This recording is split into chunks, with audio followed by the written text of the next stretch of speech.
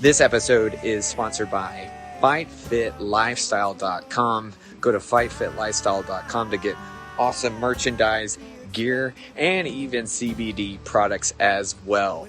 All right, James, thank you for taking your time here today. How are you? I'm doing fantastic. Charlie, how's it going?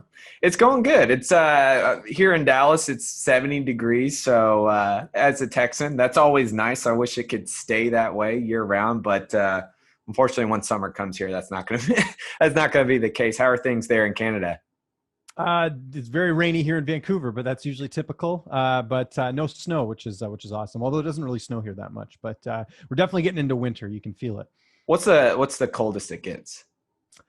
Here it doesn't get that cold actually. Like we do everything in Celsius, so it's like minus. It would be like I guess the equivalent. I'm never good at math, but it would be like minus. Like it would be like -5 here. I think is like the coldest it would get. It doesn't get that cold here in Vancouver, at least where I live, because I'm close to the ocean.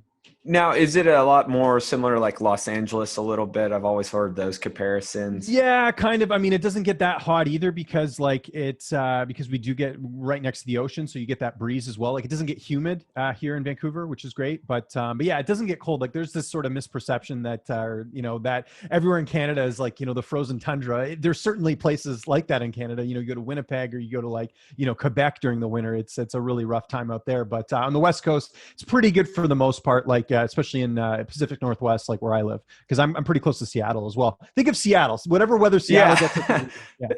Well, you definitely get the rain in Seattle. All the time, yeah. But I'll take the rain over the snow. I lived back east for about 10 years in Toronto, and yeah, I don't miss those winters at all. Man, the last time we really had like an ice storm was the Super Bowl, of course, here in DFW. The one time we get the Super Bowl and then it just shuts in. I was in college at the time in Arlington, and you couldn't go anywhere. Of course, this is pre-Uber and Lyft and that. And then I'll never forget too, I remember they sent out like an email, whatever you do not rent out your dorms or your campus apartments for anyone coming in. And there's really not a lot of hotels. Now there's more hotels out there, but back then, so I just remember that when the last bad like ice storm.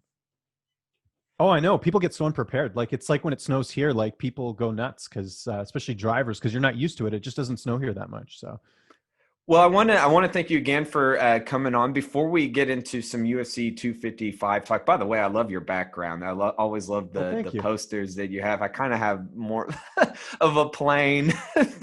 No worry. Everyone's got their own look. It's funny. Like a lot of people do like it, and then I get the odd person being like, "Dude, you got to be more professional. You can't have posters in the background." I'm like, I don't care. Like I think this looks cool. And if people don't like it, then yeah, whatever. But no, I agree. I think it's different, right? You don't get it with every, interviewer that's covering the sport. So and by the way, people do ask me this as well. I will switch the posters up at some point. I mean, I think every year I'll just go through like a different rotation because I have other posters in this office as well that you don't see. So I'll definitely swap some out and try and get some variety here. Can't have the same thing all the time. Well, you do have some classic matches. I mean, I see Weidman, Rockhold, of course, Aldo, McGregor. So, I mean, those they work. They work. Well, I moved in like to a new place in the beginning of COVID, and I just never had a chance to like get more stuff. And I really don't have like paintings or stuff like that. So, but maybe it's eventually. Tough. And these posters are tough to get too. And I'll tell you the other challenge as well is finding like good looking UFC posters. Cause like there were some like good fights. I was like, oh, I'll go back to like fights I really enjoyed. And some of the posters just aren't that good. So,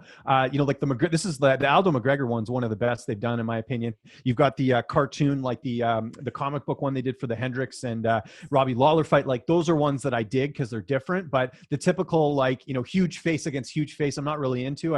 It's got to be a variety of like a good fight / like a actual good poster. So that's where you kind of nail things down a bit.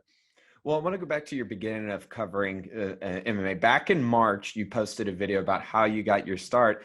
And I feel like we're kind of similar in that we were both pro wrestling fans. Back in the day, you had mentioned that you were part of the Attitude Era, which I think is by far one of the best eras of the WWE. Who were some of your favorite wrestlers that you loved to watch? And what were some of your favorite moments? I mean, there was a lot. Stone Cold Steve Austin, Mankind. Mankind was a huge influence. I don't know what it was. I just thought he was so interesting. Kane. I mean, back when like Generation X was the thing. Like for me, it was really like I don't know what it was. It just sort of caught my attention. But I would never miss like an episode of Raw or SmackDown or anything back in the day, and I was totally into it. And just the storylines back then were so strong. Like you really sort of felt attached to it. It was like it's like they call it like a male soap opera. That's pretty much what it was. But in terms of like matches, I mean, the one that always stands out is the Mankind and Undertaker match from Hell in the Cell, where Mankind fell off the cage and fell into the table and probably could have died, but he didn't and lived to tell about it, and is one of the most epic matches ever. There's so many good ones. Another one that kind of stands out was the whole corporation, right? When like Degeneration Mean X, Street like Posse and exactly.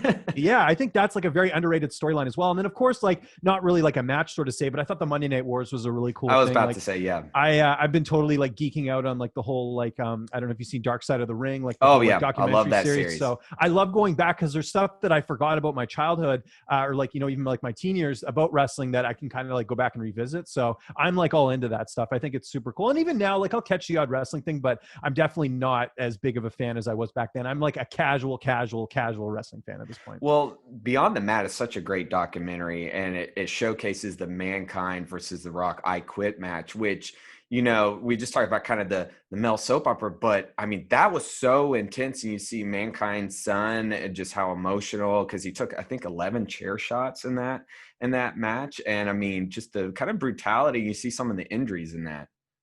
Yeah, no, it was, I mean, look, it's not an easy sport to do. If you want to see like, I mean, watch Dark Side of the Ring. I recommend anyone seeing just the bad, it's like the title says, I mean, there's a lot of bad stuff that goes on behind the scenes, but nothing but respect. That's why it always annoys me when people are like wrestling's fake. It's like, yeah, but they still take a shit ton of punishment. Like, it's a tough way to make a living. Sure, you get all the fame and you get all the, the recognition, but then there's that other side of it where you're overworking yourself. I mean, it's a very tough industry, and I have nothing but respect for anyone who steps into the wrestling ring. Well, and for part of that Dark Side of the Ring, you hear the Owen Hart story. I remember when that happened, and I mean, well, even Stone Cold Steve Austin breaking his neck, and I mean, there's just so many. The injuries are real. The bumps they take are real. Remember Draws? Oh yeah, Draws. Broke his neck. I mean, that was crazy. Like I remember playing with Draws in the WrestleMania 2000 game on the N64. Like and now that he's paralyzed now. It's crazy. Well, and I've heard stories where Brock Lesnar hasn't pulled some punches before. I think him and currently a couple of years ago, him and Braun Strowman kind of went at it. So sometimes they may be breaking kayfabe. Guys in the same room. Yeah, it's bound to happen, right? It's like inevitable. So, but you moving on from there, you go off to college, you go off to Carleton University, and you catch The Ultimate Fighter, and that's where you said you were hooked. When you knew that, like, okay, I'm in. How many times did you like tune in to all the pay-per-views?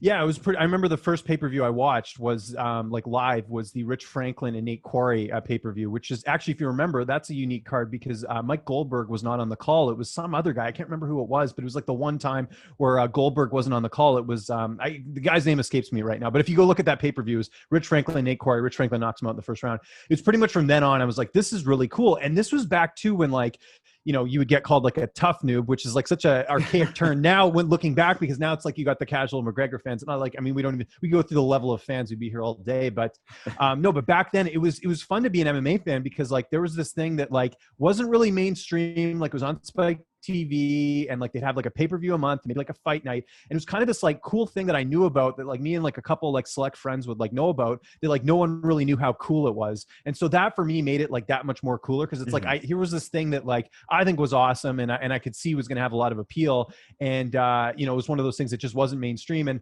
I don't mind, obviously I like the fact that I probably wouldn't have a job right now if it wasn't as mainstream as it is now. But at the same time, like, you still get those just idiot fans that are like, even like family members that like gatherings and stuff like, so Anderson Silva going to come back and fight GSP, like those types of things that just like you just cringe at sort of the conversations. But yeah, it was basically back in a time where the UFC was kind of back to dare I say the glory days. I mean, I missed the anticipation of a pay-per-view or a fight night or like a really big fight where you'd have weeks to build up to it.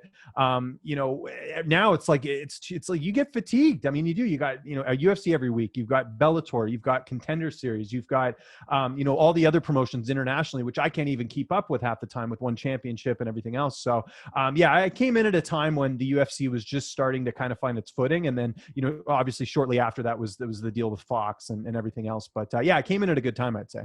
Do you feel like that was like you're really grateful for that experience? Because now, I mean, it's everywhere. Everybody wants to kind of get in somehow to cover this sport. Do you feel like you're grateful that you got that opportunity when it's still building? I feel like MMA now is kind of like NFL was in the 70s. I mean, it's really now at its peak, all the stars on all the networks now. Just talk about kind of that being kind of the rise.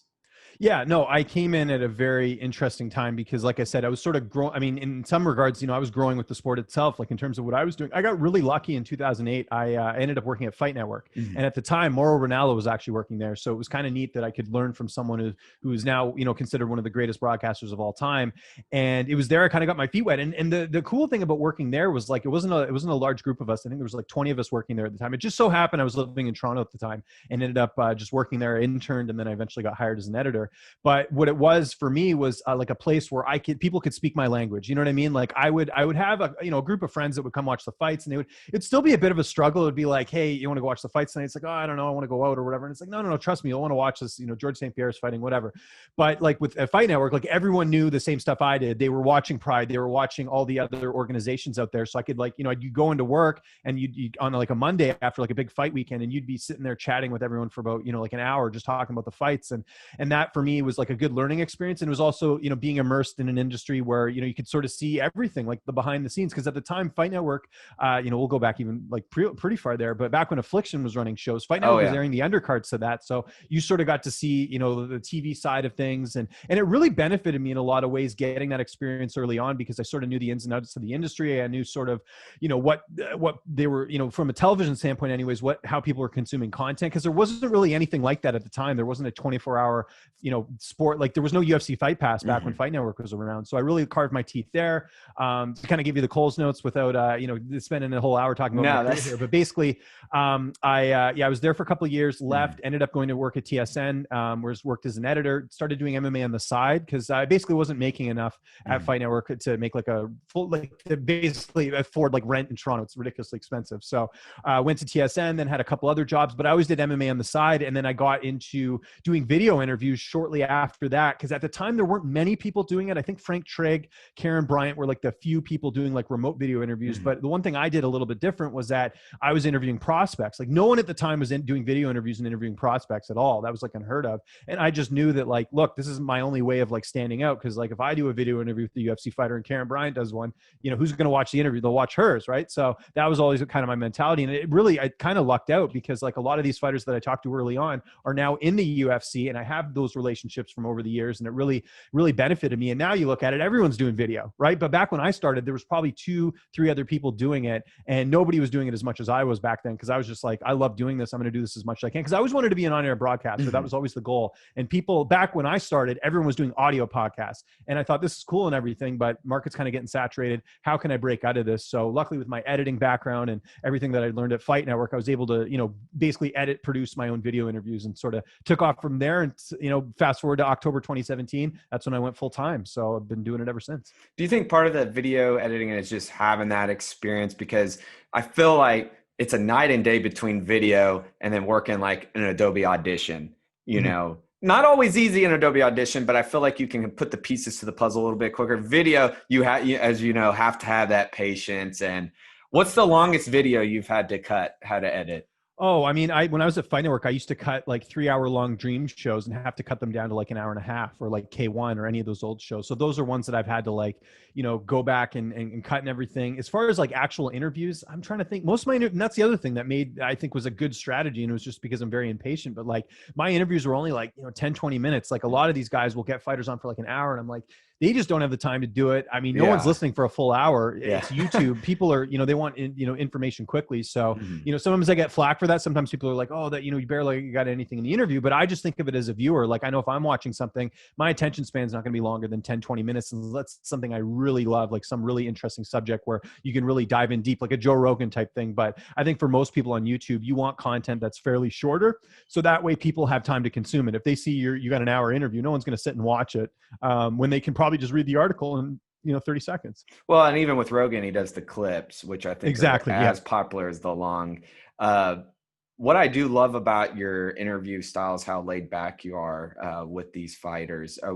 Where did you develop your style? Did you follow anybody to take kind of Yeah. notes, So or you just I tell, develop? I started to cut you off there. No, that's okay. Cardinal rule of an interview there. My bad. No, No worries. no. I've been consuming sports all my life. Like Mhm. back here in Vancouver, we used to have a sports program called Sports Page. It was like a locally ran show, and it was kind of to give people an idea. It was like unconventional because it was very like locally driven. So like, being in Vancouver, the Canucks were like, they're still the thing. I mean, that's Yeah. everyone follows the Vancouver Canucks. So they would spend like 10 minutes on like a Canucks game, like every night, as opposed to like getting to all the other sports. But people loved it because like, if you were a big homer of a team, you would want to consume this, get as much detail as you could. So that was kind of an influence from me early on. I always knew I wanted to be like an on-air sports broadcaster. And that's actually kind of why I got into MMA, because like I wanted to do hockey initially. That was initially the goal. And then when I got sort of, getting into MMA, I'm like, this is something that's not a lot of people are covering, and I probably have more success doing it. So I kind of ran with that. But back to the influence thing, like, yeah, I'd say a lot of the Canadian personalities here that I followed, Jay Onrent is someone that I really was influenced by. Don Taylor. These are names that I'm saying right now. A lot of you American audience won't have a clue what I'm talking about. Jay Onrent actually hosted, him and Dan O'Toole did a show for FS1 forever, for a couple of years. And then they moved back to Canada. So some people would know who I'm talking about. But yeah, I like Don Taylor was the biggest influence. He's like a local guy here. He was very like funny and like witty and all that stuff. And so that's kind of where I would sort of model my style after. Also, like I follow a lot of like US politics as well. I don't post anything political for obvious reasons in this day and age. You can't say anything. I think especially right now, yes, exactly. It's like Captain America. I mean, it's just the pick. It's bad. And even me mentioning this is going to get me in some trouble here. But I will preface this by saying that I like his style. I don't necessarily agree with all of his political views. But Bill Maher is someone that I've watched for years. Real time with Bill Maher. I love his style. I think he's funny, and that's someone that as well that I think you don't really see a lot of that in my interview, but I try and make it like, not like a Larry King sit down, like CNN type interview. I try and make it like, we're at a bar, we're having a conversation, we're talking some fights. So I try and obviously you got to get the, the typical questions and how's training camp and all that. But, then I'll try and get like the, what are you watching on Netflix right now? What are you doing outside? Do you like hunting? Do you like, try and get something a little bit extra. And I think you can fit that in like a 15-minute interview where it doesn't just have to be the intangibles of like, what made you start fighting? Like, obviously like that's been covered in a million different interviews. So I try and do like sort of a hybrid. And I was talking to someone about this the other day. Like I do consider myself a journalist. I know that people, sort of put that in quotation marks and kind of mock it, but I feel like a lot of the work I do is stuff that is giving people new information that they didn't know before. But also I feel like I'm kind of a hybrid between that and a content creator, because I am aware of what people want to watch on YouTube. I don't just watch MMA stuff. I watch, Logan Paul, or I'll watch No Jumper. I'll watch all the popular stuff on YouTube because I'm trying to take little bits from those and seeing what is working, what isn't. So for me, that all sort of encompasses the type of interview I want to do, which is, we can get the stuff we need to get out there, but also we want to get a little bit extra as well. Well, I think it's about that, making them feel comfortable too. I remember on Joe Rogan's podcast a couple of years ago, he had Guy Ritchie on, and Guy talked about doing press junkets and how they just can be a little overbearing, and how he would to have an answer for questions, he would create up a reward just because you hear the same thing. And I think what's refreshing is when the interviewer is just laid back, asking unique, fun questions. Yeah. Do you hunt? Do you do this? Because it's not that obviously you want to talk about the fight, obviously you're going to talk about the fight, but it's just how many interviews have they done where they've talked about that same thing. So making it unique, kind of, you may get a better personality out of that. And find things, and I recommend this to everyone. Like if you're doing an interview with a fighter, whoever, it doesn't matter, even if it's not fighting, go look at their Instagram, see what their other interests are, and try and figure out some things to talk about. Here's a good example. Stipe Miocic, not a great interview. I've interviewed him for years. He's a great guy. Off camera, he's nothing like you see him on camera. He's very laid back. So I always make a point to talk about a couple of things with him in the interview. One, being a dad. I know he's very happy about doing that. Some people, I mean, everyone likes being a parent, right? But for him especially, like this big hulking heavyweight, for him to talk about his daughter is pretty interesting, and he's really, it's something he likes to talk about. So I always cover that, and then also cover, like, obviously he's a Cleveland Browns fan, so get into it. I'm not a huge football fan. I'm a casual fan for sure, but we'll touch on that a little bit. But that's the type of stuff where if you can cover that stuff, they're going to want to continue doing the interview because it's something that they're not going to get in every interview, and you try and get them something a little bit extra. So I find that's something that I think is a little bit more incentive as well to do the interview. And I've had actually just these last 2 weeks, I interviewed 2 fighters that basically told me like, look, I'm not doing a lot of interviews, but I'll do one with you because I know we're going to, I trust you that you're not going to write something stupid and try and,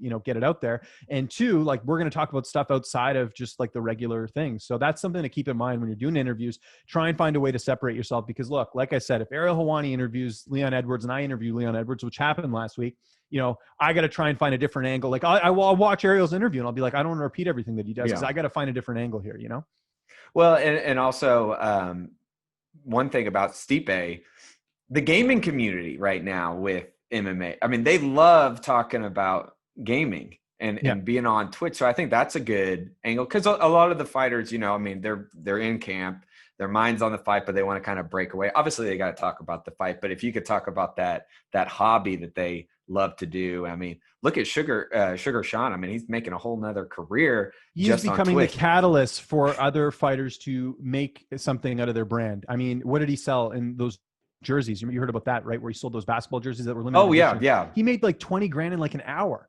Like that's genius. And more fighters should be utilizing their brand, like in terms of like a lot are getting into podcasts now, which is good. Like obviously looking at the Brendan Schaub sort of model of what he's been able to do. But I think the biggest thing is, if you're a fighter and you have management, not every management does this, but hire a brand manager, hire someone to utilize what you're doing, get out there and do as much media as you can. All of it helps. There's some managers that want to limit media. And I'm like, what are you doing? Like, this isn't like the NBA where like, everyone is recognizable. Like, if I go into a grocery store and I name like a random UFC fighter, most people aren't going to know who they are. You got to establish that brand. And with Sean O'Malley, I mean, we don't even know how good he is yet, but he's already one of the most popular fighters in the UFC because he's done such a good job of not only captivating his brand, but also captivating the audience he's catering to, which is like, preteens, teens to, guys in the early 20s. And that's a market that the UFC has struggled to sort of bring in because they haven't been able to figure out how to, get that market, get the Twitch streamers and everything. So a lot of fighters can learn from Sean O'Malley for sure. Well, it's like looking at the UFC,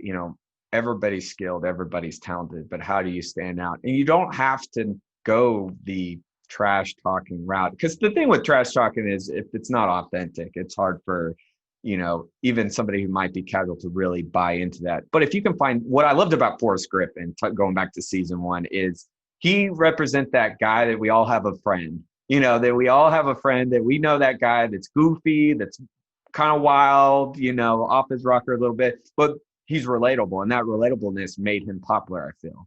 Yeah, no, I agree. And that's what you have to do. You have to have that sort of common man. And I think that's also why McGregor's very appealing as well, too. I mean, McGregor is such a rare breed. We're a great self-promoter, great fighter. I mean, he's a highlight fighter, right? Like that's very rare to have, like a good trash talker and a guy who can do it. Like Chael Sonnen was not an exciting fighter to watch, but he could trash talk, whereas McGregor was sort of both. And then McGregor's the type of guy, like how many guys wouldn't want to sit down and have a drink with McGregor? You know what I mean? Like it's that kind of commonality, and especially with the Irish fan base as well. Like he represents Ireland. That's another sort of triple threat there. So the more you can be relatable to people, the more they're going to like you. And that's, I think, part of the reason why Demetrius Johnson was never a big hit with the UFC, because super talented, didn't talk any trash. No worries on that. George St. Pierre never talked any trash, but he was a popular fighter. But I think, a lot of people couldn't really connect to Demetrius Johnson, even though he's a big gamer. I think that wasn't that the UFC, I think they're both at fault that they didn't really utilize that part of his personality very much. Well, he had that Xbox sponsorship, which I thought was awesome. I remember he used to come out with those lime kind of green Xbox shorts. I mean, I think also with just Mighty Mouse, it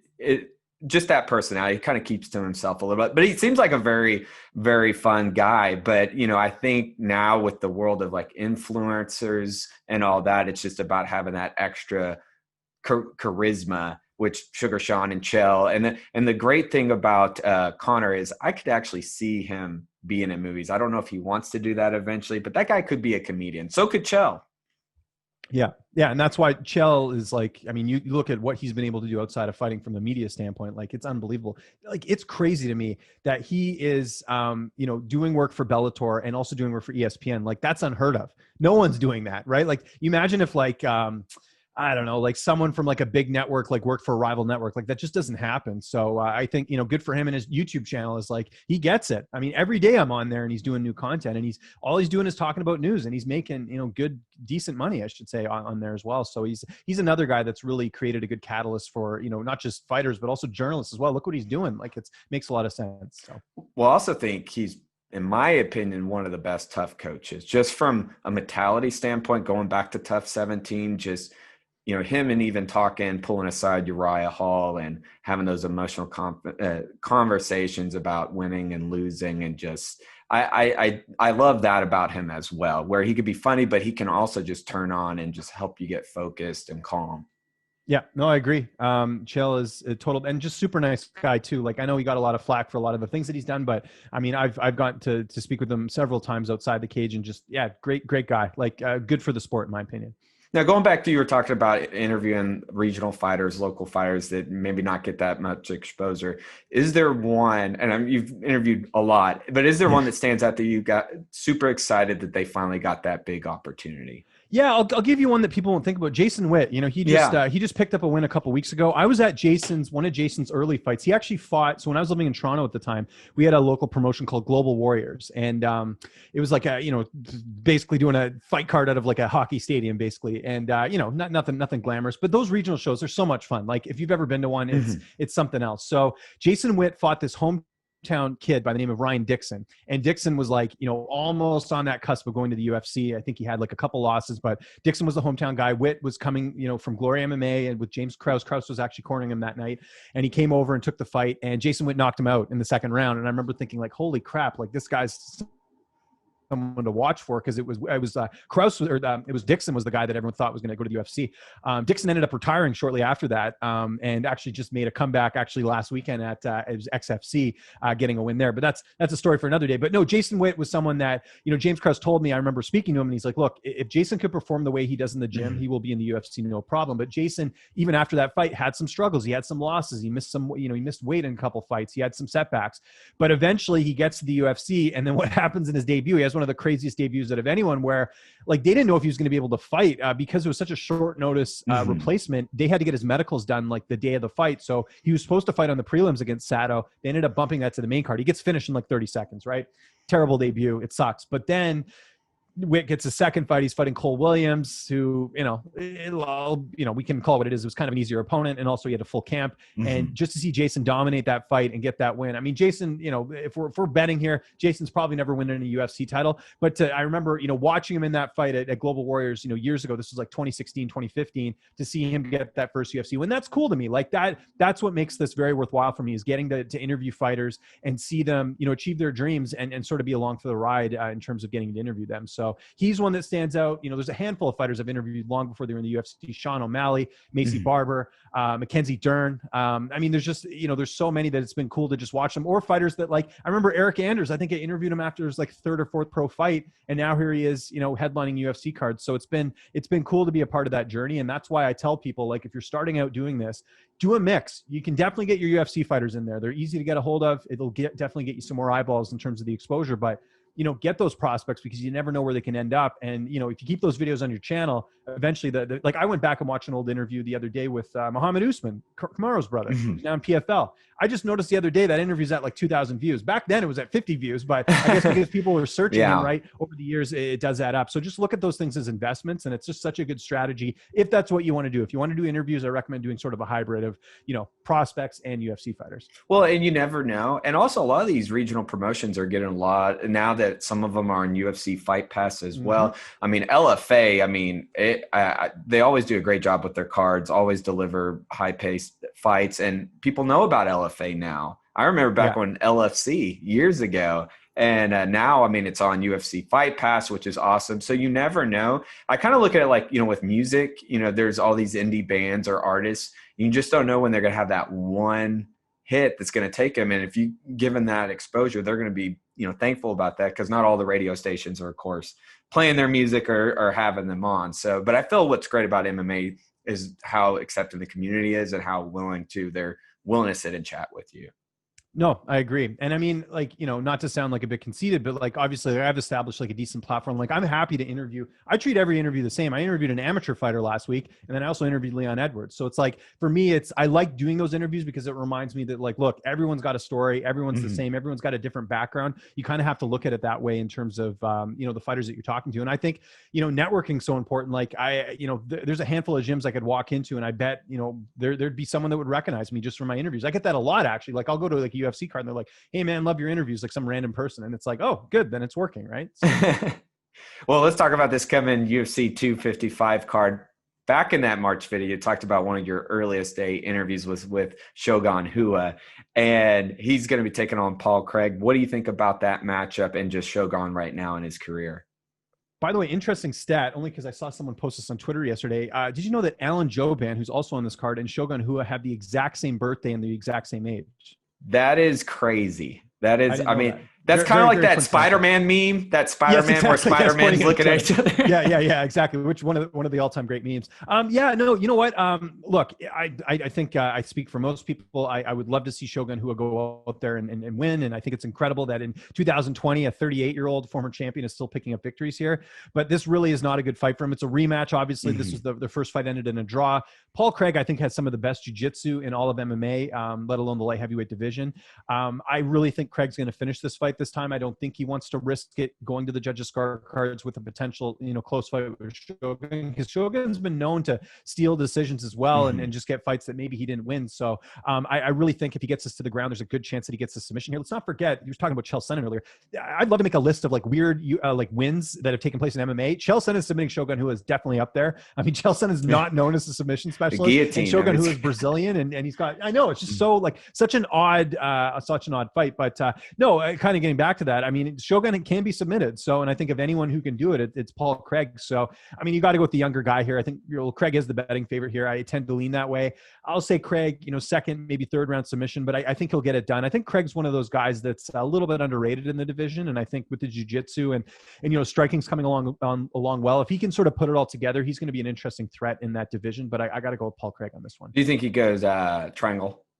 Do you think Probably, yeah. Hey, that's his comeback. That's his comeback, the triangle. Well, actually, going back to Chael real quick, we all forget about the Brian Stann head and arm choke in Houston in 2011. So he has that ability. It's just his bread and butter is that strong wrestling. But isn't it weird too, where Sonnen's like kryptonite as well as the submissions? Anderson Silva submitted him. Damian Maia. I mean, he's had a lot of like that's what's so weird about Chael Sonnen is that he has these like interesting submission victories, but then a lot of his losses are by submission. Well, so I think too, it's just the style of wrestling, keeping low to the chest. I mean, it's just, I'll be honest, I've fell for that in a grappling tournament. Didn't go too well. They throw out that triangle. But I mean, he's such a he's good at just grinding out those fights and that smother him you saw against Vanderlei. I mean, that's had to be so frustrating with Vanderlei just not being able to get back up. But it's nice every now and then to see that unique, like, oh, you know what? I got a guillotine too. So, but going back to Shogun, I mean, I kind of feel like looking at his career,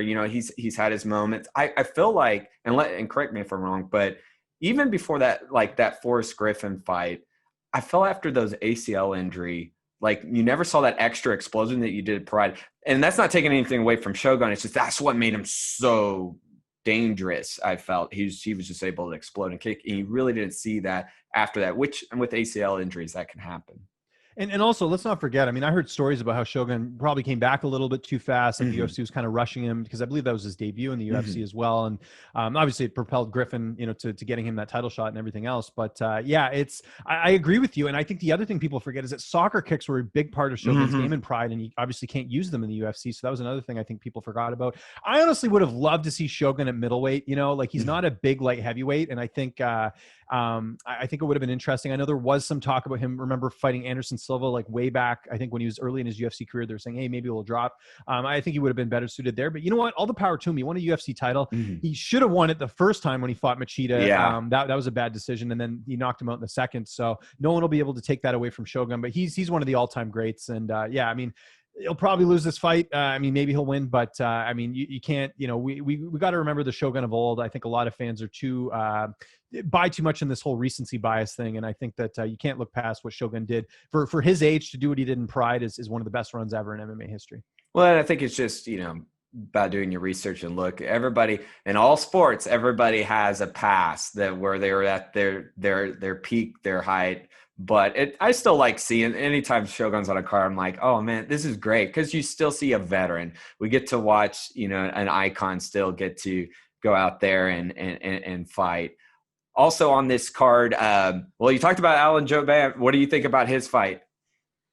Yeah, I had a chance to speak to both guys before this fight, Joe Vann and Jared Gooden. Look, Joe Vann's 38. Like I mentioned there, he's coming off a pretty bad injury. Hasn't fought since I think April of 2019 in a fight that was close. I mean, he lost a split decision to Dwight Grant. He maybe could have given that to Joe Vann, but it's an interesting test. Now, Jared Gooden is a guy that has been on the fringe of the UFC for a while. He was actually supposed to make his debut against Dwight Grant before an injury forced him off the card. So two guys who were, well, I guess in Gooden's case was supposed to fight Dwight Grant. Alan Jouban last fought Dwight Grant, so you can kind of know where the UFC is going with the matchmaking here, but Gooden has some losses in his career. Like he's been finished. Bruno Oliveira, who we saw in Contender Series last week, actually finished Jared Gooden in Titan FC. I think it was last year. So Gooden can be defeated. It's not like Joe Vann's fighting this, rising like an Edmund Shabazian type that hasn't lost before. So it'll be a good test. I think it's a good test for both guys. Is Gooden UFC ready? Can he beat a Joe Vann? And conversely, for Joe Vann, is he going to look anything like we saw in the cage before, coming back at 38 after a serious, I think it was ACL injury, for him to try and bounce back here. So I think it's a good test for both guys. If I'm looking at this fight on paper, I would have to go with Alan Jouban in this one, just because of the fact that I think his striking's better. And I think that, the experience is a big gap here. Not to say that, Gooden hasn't put his time in. We're not talking about a guy who, just waltzed from Contender Series in the UFC with just 5 fights. I mean, he's got 21 fights in his career. Joe Vann, obviously been a mainstay in the UFC for a while since coming over from RFA. So I like Joe Vann in this fight. I think he probably takes the decision, but Gooden could surprise here. He's 26 years old. We when you're that young, we're probably not seeing the best version of you yet. So, don't count Gooden out in this fight, but I have to give the edge to Joe Vann just based off experience. Do you think there'll be a little urgency on Joe Vann as well? He's coming off the injury, he had the loss, and 38 years old. Like, not that he's going to rush into anything, but in his mind, like, I got to win this.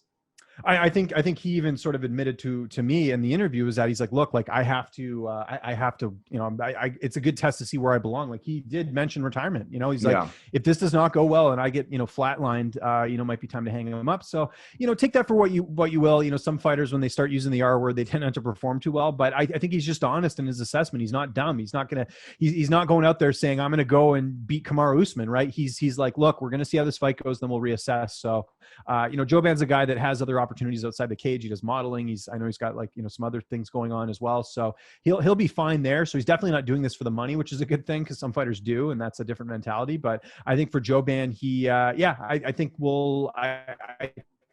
think he's just going to go in and try and just be the old Joe Vann, and we'll see if that shows up on Saturday. Well, and not to sidetrack from the card, but look at Formiga. We just found out about Husamar Formiga getting released from the UFC. 3 losses in a row. So you just don't know, like. Yeah. Are you going to get that? I think with that case, I kind of understood it. I mean, I don't agree with it, obviously, but look, doesn't speak a lot of English, not really marketable guy. I think his contract was something, I think he was getting like 100K because he's been in the UFC for so long or something like that. So 100K is like 4 Contender Series winners, right? That's just how they're doing business. I mean, if people haven't noticed, that's what they've been doing. They've been releasing veterans that are more expensive and picking up Contender Series guys that'll fight for cheap. It's a shitty model, but it's the way they're doing things right now, unfortunately. Do you think any of that plays to the fact that there's no fans in the crowd, so you're not getting that ticket? It could, but the UFC at the end of the day, the higher ups, and say what you want about capitalism or whatever, but it's the model they've set up. I mean, the owners and everyone are going to get richer, and they have the ESPN deal, so they're not short on cash or anything. But it's just the way they've always done things, where the top will continue to make good money. And think about it, they've been doing shows every week, so yes, they're losing money on fans, and I'm sure they're losing money on doing all the COVID tests, but still, they've been the most consistent sport out of any sport in the world in terms of doing events every week. I feel like the sleeper fight on here really shouldn't be a sleeper fight, but it's exciting for me is Brandon Moreno and Moreno. Yeah, battle of the Brandons, Brandon Royval and Brandon. Yeah, battle of the Brand. Well, because what I've seen so far, talk about a quick rise in Royval, which shouldn't be a surprise, just what he did in LFA, but to come out, take out Tim Elliott as well. I mean, just how slick he is with his jiu-jitsu. But Moreno, I mean, this guy could put him away. So I feel like this is a number 1 contender fight in my opinion.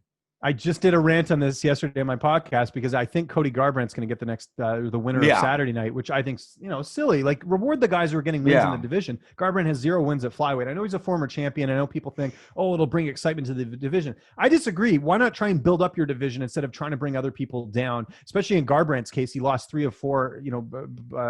Before his last fight or whatever.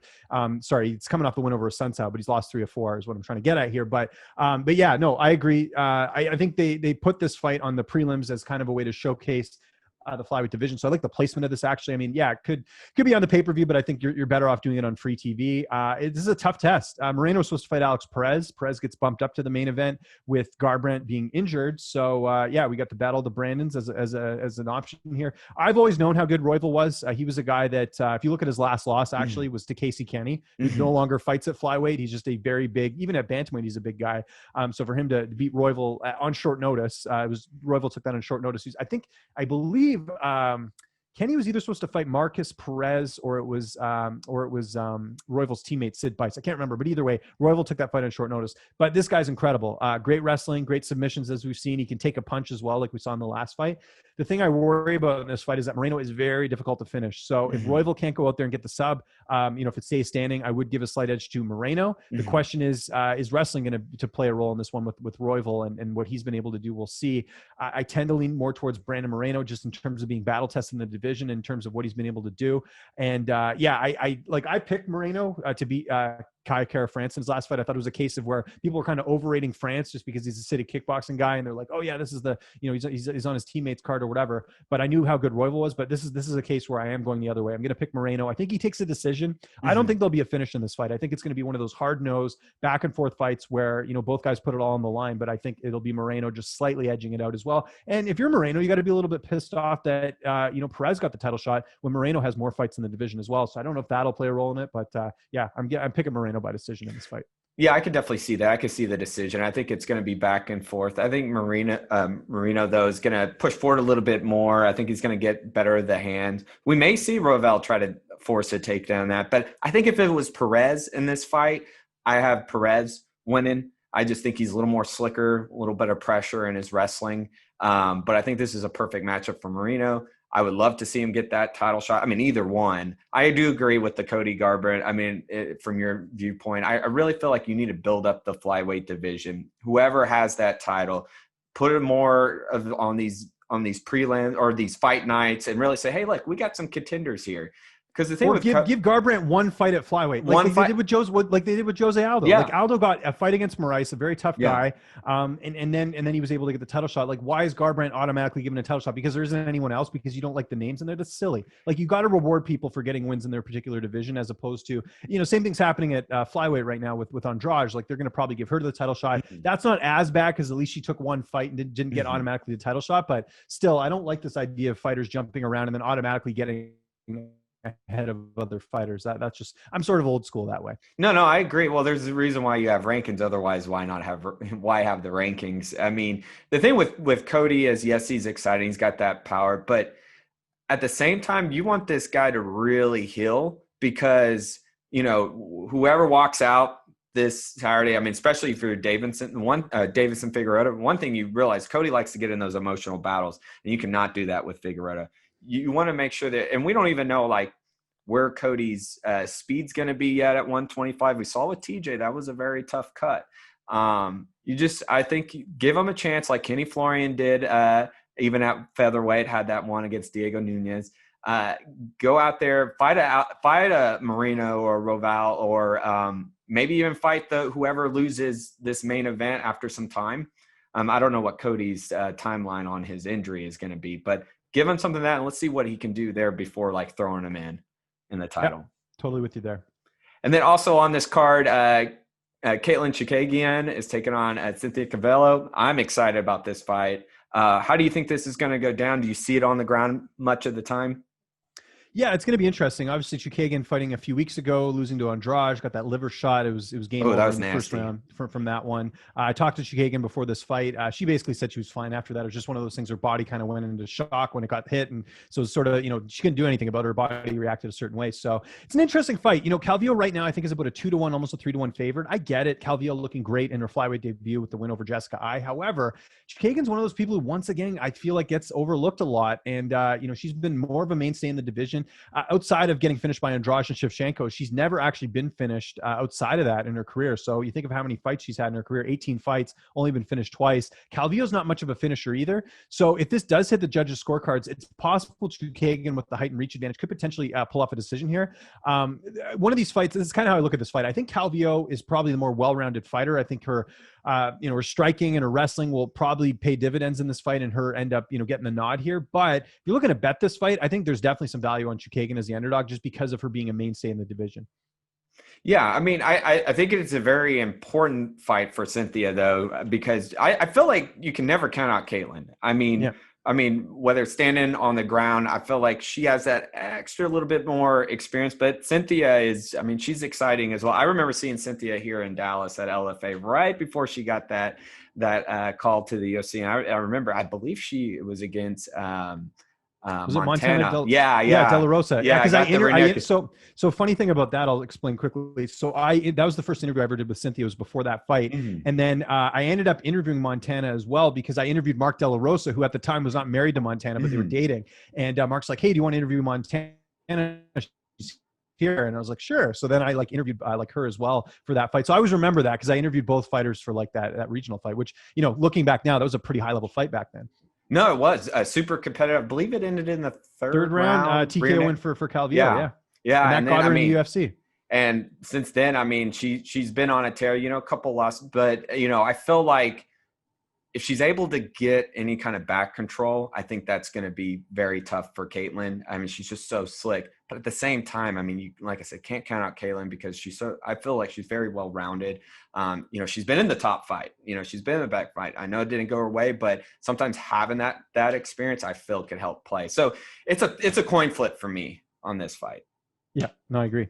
And then co-main event, flyweight title, Valentina Shevchenko taking on Jennifer Maia. What do you think about this matchup? We got boxing odds on this one. I think Shevchenko's like a minus 1,700, as she should be.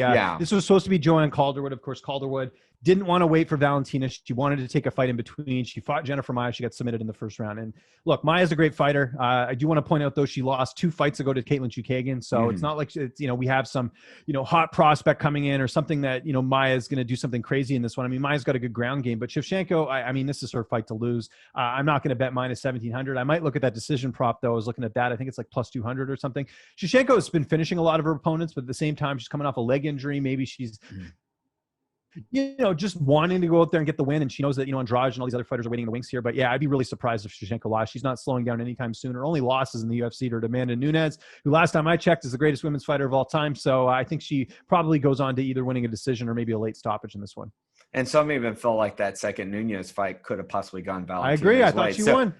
So, well, and not overlooking Jennifer Maia, but if Valentina gets the win, is that the fight to make the third fight? Do you think I think the problem right now is that Nunes was supposed to fight Megan Anderson in December, but they pushed that fight back. According to Megan, they're rescheduling that fight. So if they do that, then, maybe Valentina gets another fight in between there. But we got to see the trilogy. I know some fans don't want to see that. I do, because really that is the biggest fight you can make right now outside of maybe doing Weili Zhang and Valentina. But there's no need to do that. Weili Zhang said, 2 title defenses? There's no reason for her to jump up right now. So I would like to see, I'd like to see the trilogy. I think before Amanda Nunes retires, we got to see that fight. Yeah. And not overlooking Megan, because that's at featherweight, but for bantamweight, I think that's a good one. If Nunes, we don't know how long she wants to really do this for, so that would be a good closing out fight. But we have to have it, as long as I think Valentina is the flyweight champion. But speaking, it looks like Rose Namajunas is going to take on Zhang. I don't know that there's like a set date yet.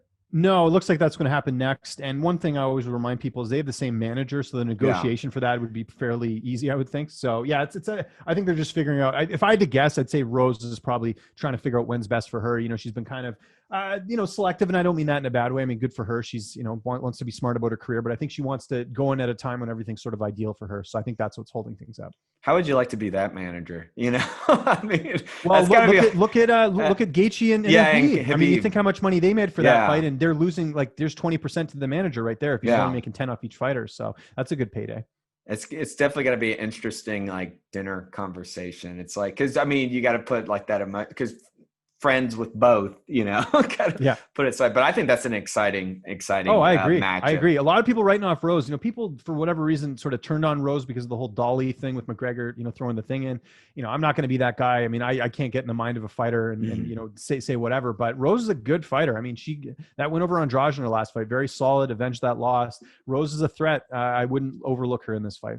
Well, even that Dolly, I mean, she went on and outscored Joanna. So exactly, the night after, you know what I mean? Like people, yeah, it's crazy. That Dolly shocked everybody. I mean, it did, yeah.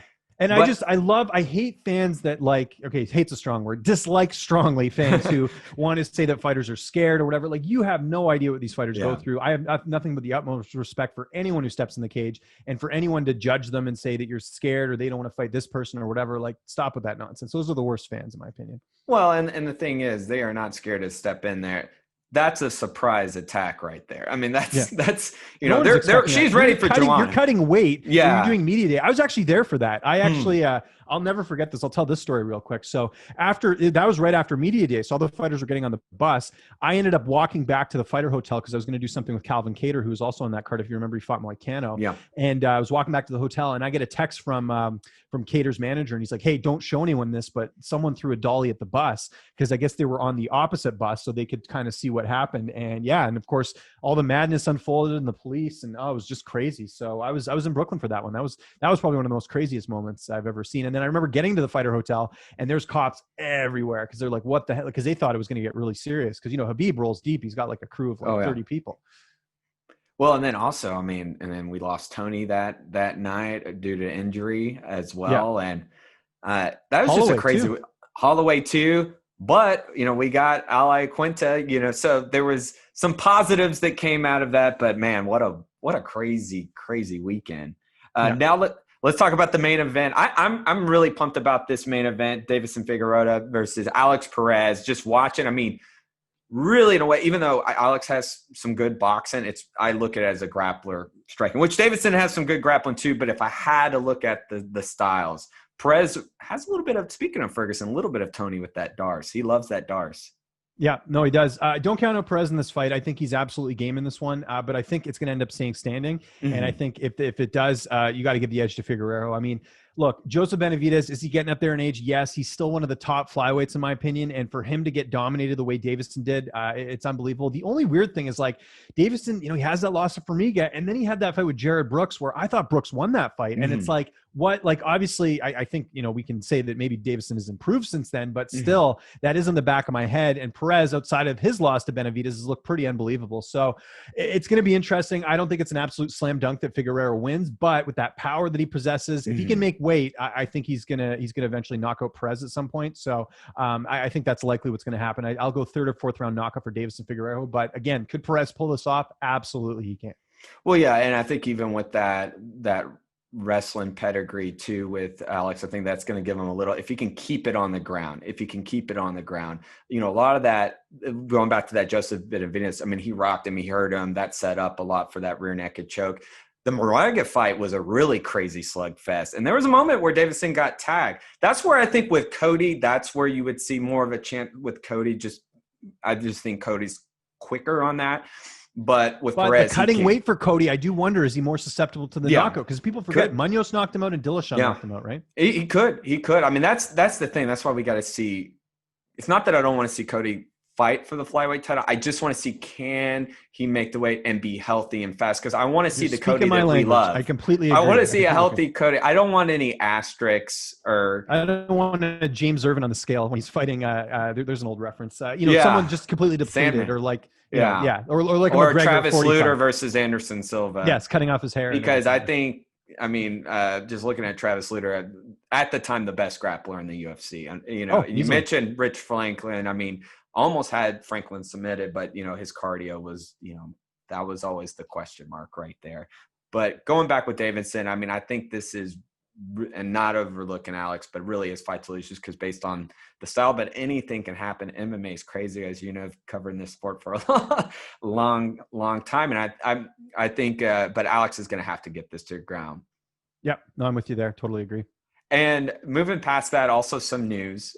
Fabricio Verdum, I want to get your thoughts on this because he looked good in his last fight this summer against, Gustafsson. You mentioned Gustafsson earlier. But now he's going with PFL. What do you think about that move? Are you surprised at all? No, look who his manager is. He has a handful of fighters in that organization already. He wants $1 million. That's what it comes down to. He's probably thinking, you know what, I could go to Bellator, but then I might, I'm looking at some of their heavyweights. Maybe it's not a great move there. And then, you could go overseas, but then you got to do all that travel. No, I'll fight in the States. I'll wait a couple months. I'll fight for the PFL season. I'm looking at the other heavyweights there. I could probably beat most of them with my jiu-jitsu. I think he's just looking at it as a payday. Nothing more. I mean, I saw he did the interview with Brad Okamoto yesterday. You don't even need to do an interview. He's taking it because of the money. That's it. There's no other reason.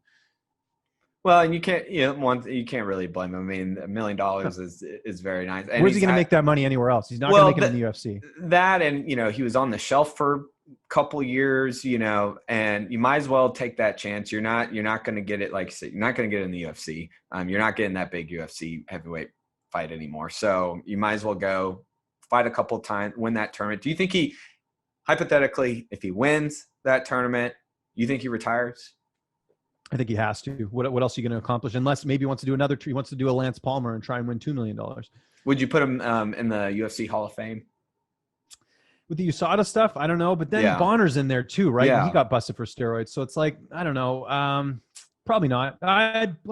How long was he champion? He wasn't champion that long, was he? He wasn't champion that long. Did he only have the one title defense? Was it just? Yeah, he had the one title defense. He beat Kane, and then what was it after that? Let me check. No, because he beat Kane, and then after Kane, he came back and he lost to Stipe. Yeah, so he didn't even have like a full. Yeah, he won the interim title. So yeah, he wasn't a long-time champion. He has some great wins. I think when you look outside the UFC, you had the Fedor surprise, but the Fedor win. Okay, yeah, maybe, maybe you put him in there. I don't know. It's tough. Anytime it just depends. With USADA, it's a little difficult. It's kind of like NFL Hall of Fame. Where do you look at? How do you put some? What are you going to look at? The stats, the Super Bowl wins. I mean, so. But it is an intriguing move. But I'm interested to see how he does. Any upcoming fights that really stand out to you to some upcoming cards? I'm looking forward to this Chimaev and Edwards fight just from a pure, intrigue perspective. Is Chimaev, if Chimaev beats a Leon Edwards, then yeah, we can call him a contender because Leon Edwards is a contender in my opinion. So I'm really looking forward to that fight. I'm trying to think of some other fights that are like, obviously if the Poirier McGregor fight, the rematch happens, I'd be intrigued by that. Anytime Conor fights, it's must see TV. And other than that, if this ever comes to fruition, but I am curious, there's that rumored Chito Vera and Jose Aldo fight. I'd love to see that. That would be fun. To fruition. Yeah. And that would be, what a huge step for Vera right there to take on Aldo. Well deserved. Nice win over Sean O'Malley. And it lets us know where Aldo still in the game. I mean, you got to beat a guy like that. So I'm also excited for Sterling Yan and also Neal and Thompson. I think those are some exciting matchups as well. Yep. No, there's a lot of good fights on tap. Really looking forward to them. Well, James, I want to thank you for taking your time here today. Where can people find you? Easiest way, at Lynch on Sports on Twitter, Instagram. I'm always posting my content on there. I literally work for about 11 outlets. So for me to plug all of them, we'd be here for an hour. So just Lynch on Sports, Twitter, Instagram, and then my YouTube channel. You can find all my interviews there. I put them in playlist, youtube.com/Lynch on Sports. That's LYNCH on Sports, all one word. And thanks for having me, man. This is a lot of fun. Yeah, definitely. Well, thank you again. Take care. And I'm excited for these fights coming up. Yep. Sounds good, man. Appreciate it.